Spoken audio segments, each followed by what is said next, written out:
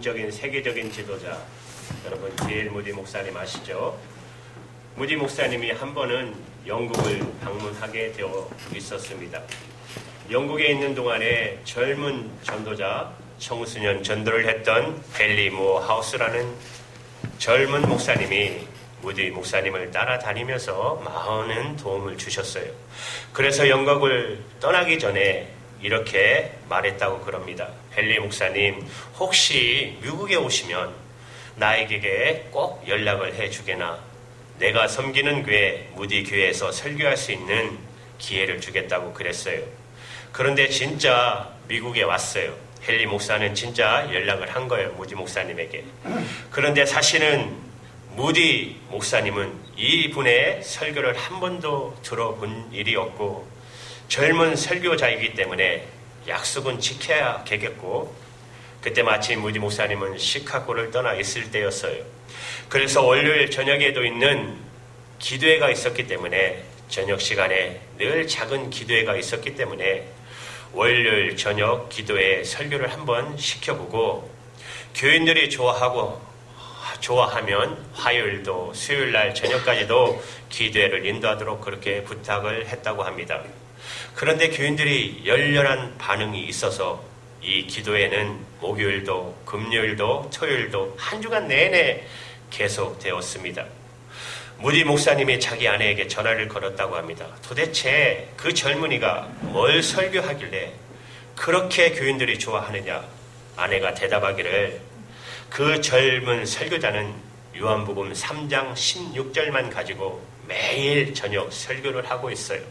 월요일도 요한복음 3장 16절, 화요일도 요한복음 3장 16절, 수요일도 요한복음 3장 16절 가지고 뭘 설교하길래? 무디 목사님 사모님이 대답하기를, 당신은 늘 하나님의 심판과 진노를 설교하고 해결하고 말하는데 이분은 그냥 하나님의 사랑만 강조하는데도 그렇게 은혜를 받는데요. 무디 목사님이 많이 호기심이 생겼어요. 토요일에 돌아온 무디 목사님은 주일날 그 젊은 설교자를 다시 주일 설교를 부탁합니다. 한번 주일날 설교 다시 한번 해달라고. 자, 헨리 모어하우스 목사님이 그가 또 무슨 설교를 했을까요? 주일날에 같은 제목이에요. 요한복음 3장 16절입니다. 그는 이렇게 설교를 시작했다고 합니다. 내가 만약 야곱의 사닥다리를 타고 천국에 도착한다면 나를 영접하는 천사 가브리엘에게 나는 이렇게 물을 것입니다. 인류를 향한 하나님의 사랑은 어떤 것입니까? 그러면 가브리엘 천사는 틀림없이 이렇게 말할 것입니다. 하나님이 세상을 이처럼 사랑하사 독생자를 주셨으니 이는 저를 믿는 자마다 멸망치 않고 영생을 얻게 하려 하심이니라.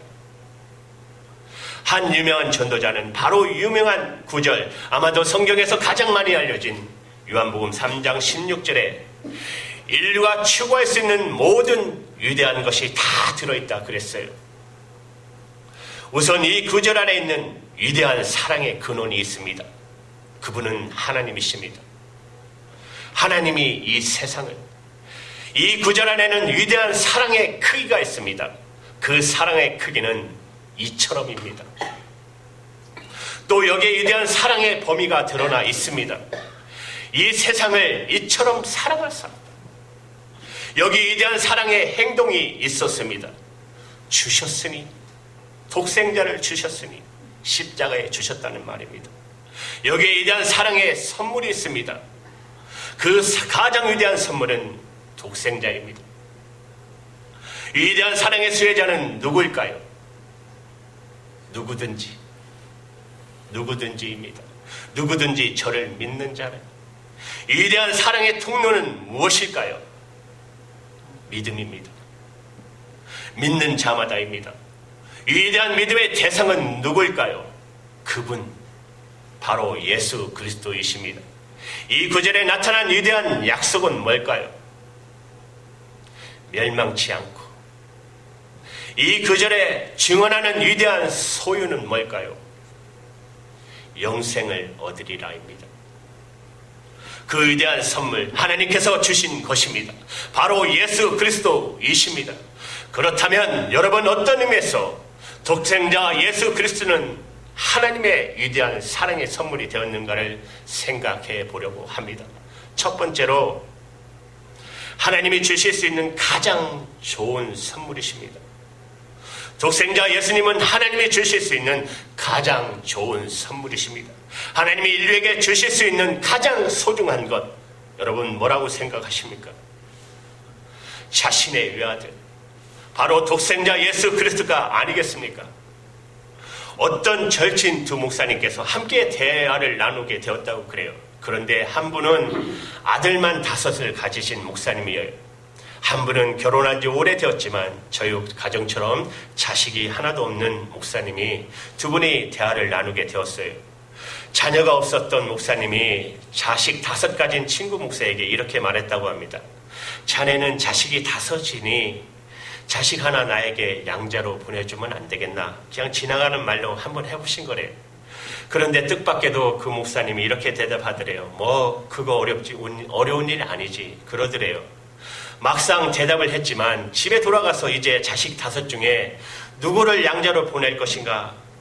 자식 5 형제가 쭉 들어누워 있는데 생각을 한번 해보았대요. 목사님이. 첫째는 장남이잖아. 집안을 이어받을 사람인데 장남은 안 되겠고, 이 둘째는 5 중에서 제일 똑똑한 아들인데 그래서 도저히 둘째는 안 되겠고, 셋째는 5 중에 제일 잘생긴 놈 미남이라 도저히 안 되겠고, 넷째는 너무 병약해서 약해서 안 되겠고, 이제 하나밖에 안 남았죠.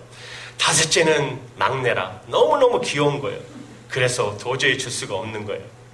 그날 밤 이 목사님은 하나님이 우리에게 독생자 하나님 하나밖에 없는 외아들을 주신 그 사랑이 얼마나 위대한 사랑인지를 깨달았다고 그랬어요. 여기 독생자라는 단어는 하나님이 그 아들을 피조물로서 만들었다는 그런 의미의 독생자는 아닙니다. 여러분 이거 잘 아셔야 돼요. 그렇게 해석하면 이단이 됩니다. 여호와 증인이나 이런 분들이 그렇게 해석을 해요. 독생자는 하나님이 아니다라고 말합니다. 하나님이 만드신 피조물 중에 인간 중에 최고의 사람이 바로 예수님이라고 말해요. 그런데 절대 그런 뜻 아닙니다. 독생자라는 뜻은. 여기에 독생자라는 단어는 본래 히라보의 모노 게네스라는 단어로 쓰여 있어요. 이 단어를 영문으로 번역하면 올리 비카튼이라는 단어로 쓰여요. 다시 말하면 독생자라는 뜻은 하나님 아버지의 모든 성품, 신의 성품, 그리고 그리스의 신의 속성을 그대로 가지고 있는 아들이라는 뜻이에요. 그러니까 하나님과 전적으로 동일한 성품과 신성을 가진 아들을 우리에게 주셨다는 것입니다. 이것을 요한복음 1장 18절은 우리에게 이렇게 증언하고 계십니다. 우리 한번 이거 다 같이 읽을까요? 18절 시작. 본래 하나님을 본 사람이 없으되 하나님 아버지 품속에 있는 독생하신 하나님이 나타내셨느니라. 여기 독생하신 누구라고 그랬어요? 하나님, 그죠? 독생하신 하나님. 아들이지만 그분은 여전히 하나님이세요. 독생하신 하나님이라고 성경은 증언하고 있어요. 자, 이런 하나님, 자신의 성품을 가진 자기 자신이나 다름없는 아들을 우리에게 주신 것입니다. 아브라함에게는 본래 신앙의 조상인 아브라함에게는 아들이 많이 있었어요. 그래서 흔히 우리가 옛날에 여러분 들어보셨는지 몰라도 이런 노래가 있어요. 믿음의 조상 아브라함에게는 아들이 9이 있었는데, 이런 노래 한번 들어보셨나요? 이런 노래가 있어요. 그런데 여러 명의 아들이 있었지만 여러분, 아브라함에게는 독특한 아들, 거의 유일성을 지닌 아주 특별한 아들이 있었다는 것을 여러분 기억하시죠? 그 아들이 바로 이삭입니다. 이삭은 하나님의 계획에서 사라를 통해서 얻어진 약속의 아들이었어요. 얼마나 소중한 아들이었을까요? 그런데 어느 날 하나님의 명령하심을 따라 어느 날 아브라함이 그 아들 이삭을 모리아 제단의 제물로 바치게 됩니다. 실제로 이제 이삭을 재단에 올려놓고 죽이려고 할 때 하나님이 그 마음을 보시고 이삭을 풀어주셨죠. 이 기막힌 장면은 바로 하나님이 바로 자기의 독생자인 예수 그리스도를 십자가의 재단에 드리는 사건을 우리에게 보여주고 있는 장면입니다. 그걸 기억하면서 여러분 히브리서 11장 7절을 한번 읽어보세요. 우리 같이 읽을게요. 이 말씀도. 아브라함은 시험을 받을 때 믿음으로 이삭을 드렸으니 저는 약속을 받은 자로되 그 독생자를 드렸느니라. 아브라함이 아들이 많았는데 히브리서 기자는 그를 무슨 아들이라고 그래요? 독생자, 외아들이라고 그래요. 외아들이랑 마찬가지예요. 그렇게 특별한 아들, 그 외아들을 드렸던 아브라함의 심정, 그것이 바로 하나님 아버지의 심정이었어요. 그런 특별한 아들을 십자가의 제단에 제물로 바쳤던 것이에요. 자, 그렇게 그 아들을 주셨다는 것은 하나님 자기 자신을 주신 거나 마찬가지입니다. 그렇습니다. 왜 독생자가 하나님의 선물이에요? 그것은 자기의 분신이나 다름없는 가장 소중한 선물, 아니 자기 자신이었기 때문에 그런 것입니다. 독생자는 하나님이 인류에게, 여러분과 저에게 주실 수 있는 가장 좋은 선물이십니다. 독생자는 어떤 의미에서 하나님의 선물일까요? 두 번째로 우리 성도들이 평생 의지하고 살아갈 선물입니다. 우리가 평생 의지하고 살아갈 선물, 여러분 요한복음 3장 16절에 보시면 누가 영생을 얻습니까? 누구든지 저를 믿는 자, 이는 그를 믿는 자마다, 그렇게 말하고 있어요. 그렇습니다. 예수 그리스도를 우리의 구주로, 우리의 주님으로, 하나님의 아들로 믿는 그 순간 저와 여러분에게는 새로운 인생이 시작되었습니다. 어떤 삶일까요? 믿음의 삶이 시작된 것입니다. 예수 그리스도를 이제부터 믿고 사는 삶, 아니 예수님만 믿고 사는 새로운 인생이 시작된 것입니다. 그 예수님은 어떤 분일까요? 히브리서 13장 8절에 보면 이렇게 증언합니다. 예수 그리스도는 어제나 오늘이나 영원토록 동일하시느니라. 우리는 바로 그런 분을 믿는 거예요. 어제나 오늘이나 내일이나 영원히 동일하신 분. 그래서 그를 믿는 자마다 인생의 폭풍우 속에서도 흔들릴 필요가 없는 것입니다. 우리는 영원하신 그분을 믿고 사는 자들이기 때문에 그렇습니다. 그렇습니다. 그분이 진실로 우리의 인생의 기초이시며 영혼의 주인된 분이십니다. 사도 바울의 고백을 한번 여러분 들어보십시오. 로마서 1장 17절에 이렇게 말해요. 복음에는 하나님의 의가 나타나서 믿음으로 믿음에 이르게 하나니 기록된 바 의인은 오직 믿음으로 말미암아 살리라 함과 같으랴. 여러분 신앙이 뭘까요? 한마디로 말하면 믿음에서 믿음으로, 예수 믿기 시작해서 예수 믿고 인생을 마무리하는 것. 그분은 우리 신앙의 경주의 알파이시며 오메가이십니다. 믿음의 시작이며 믿음을 완성케 하시는 분이십니다. 우리는 예수를 믿기 시작해서 예수를 믿음으로 그분을 신뢰함으로 인생을 마무리하는 존재들인 것입니다. 그래서 신앙생활을 한마디로 그분을 신뢰하고 날마다 나아가는 삶인 것입니다. 우리가 부르는 여러분 복음성가 가운데 오직 믿음으로 여러분 생각나시나요? 거기에 이런 가사입니다. 제가 읽어드릴게요. 세상 흔들리고 사람들은 변하여도 나는 주를 섬기리니 주의 사랑은 영원히 변하지 않네. 나는 주를 신뢰해. 오직 믿음으로 내가 살리라. 오직 믿음으로 내가 살리라. 믿음 흔들리고 사람들 주를 떠나도 나는 주를 섬기리니 오직 믿음으로. 바로 이런 고백이 가능할 수 있도록 우리를 믿음의 사람으로 살게 하시고자 독생자를 주셨어요. 이것이 바로 우리에게 주신 가장 좋은 선물이에요.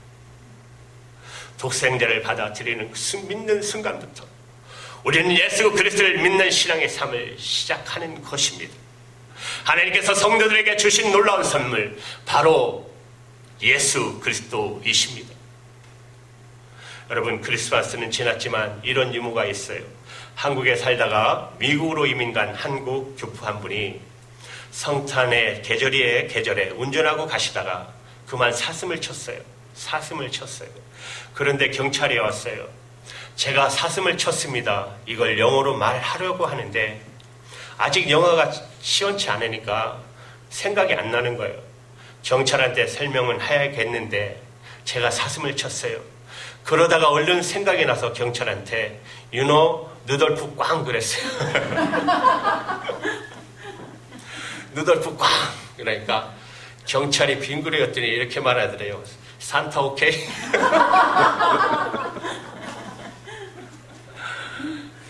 우리가 지금 성탄을 보면은 너무 산타에 의존하는 것 같아요. 이 미국이나 우리에게 주신 가장 큰 선물을 주신 날인데, 그죠? 하나님이. 그렇습니다. 그분을 통해 우리가 믿음의 선물을 받고 믿음의 삶을 살게 된 이 유일하신 구주 예수 그리스도, 하나님께서 보내주신 선물인 것입니다. 독생자 예수 그리스도는 바로 우리의 믿음 선물을 가능하도록 만들어주신 주님이십니다. 독생자가 어떤 의미에서 하나님의 선물일까요? 마지막으로 세 번째, 성도들의 영원한 안전을 보장하는 선물입니다.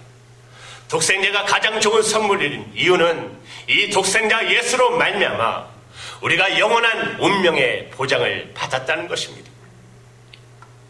요한복음 3장 16절, 이 구절의 궁극적인 약속이 뭐죠? 그를 믿는 자들 향한 약속은 뭐라고 그랬죠?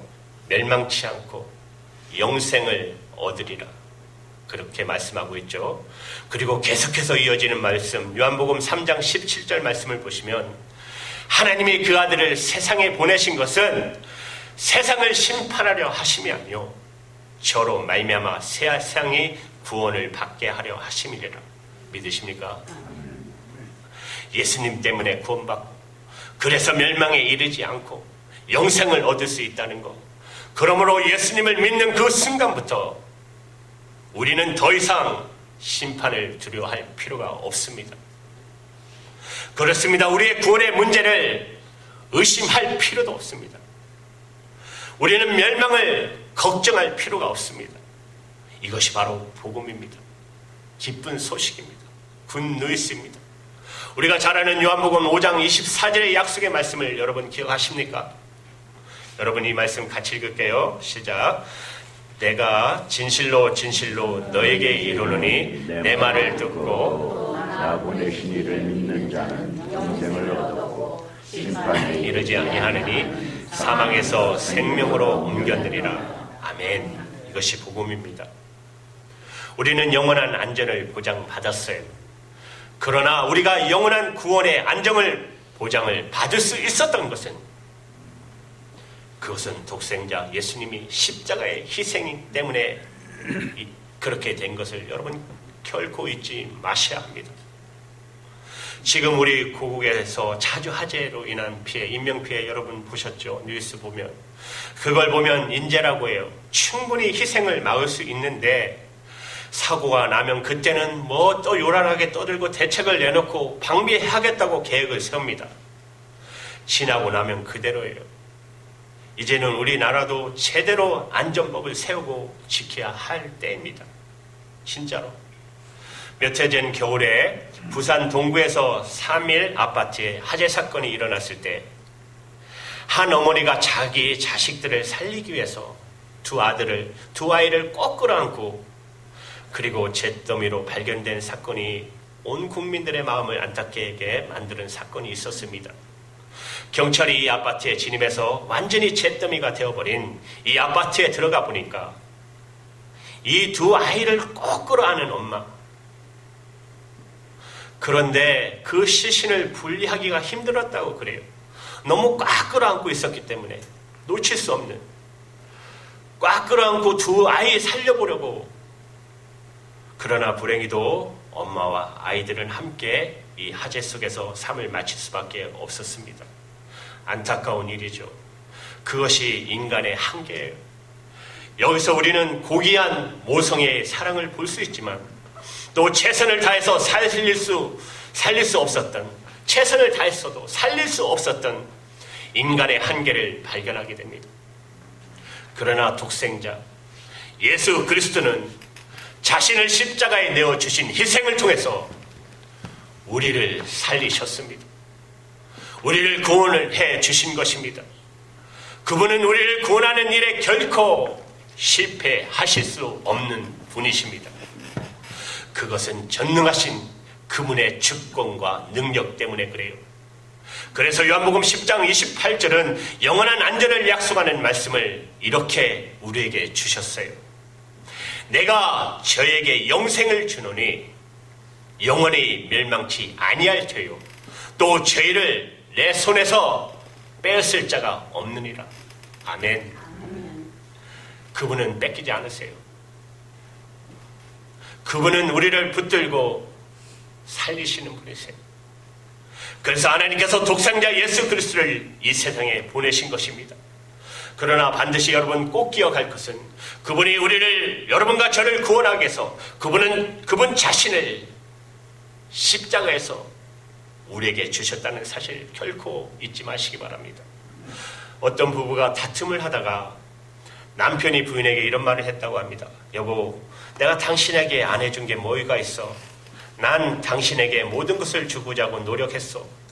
좋은 집을 주었고, 좋은 자동차를 주었고, 좋은 환경을 주었고, 자녀들을 마음껏 기를 수 있는 돈을 주었고, 모든 자유를 주었고, 도대체 뭐가 불만이요? 이때 아내는 조용히 이런 말을 했다고 합니다. 맞아요. 당신은 저에게 모든 것을 주셨어요. 당신은 당신 자신을 빼놓고 말이죠. 당신 자신을 빼놓고 말이죠. 그렇습니다. 하나님께서 독생자를 주신 것은 바로 하나님 아버지 자기 자신을 주신 것입니다.